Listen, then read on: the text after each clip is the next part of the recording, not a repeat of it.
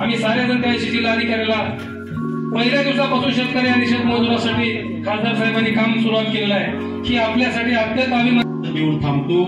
आज आपण जो सन्मान केला, सत्कार केला त्याबद्दल आपले सर्वांचे आभार परत एकदा व्यक्त करतो।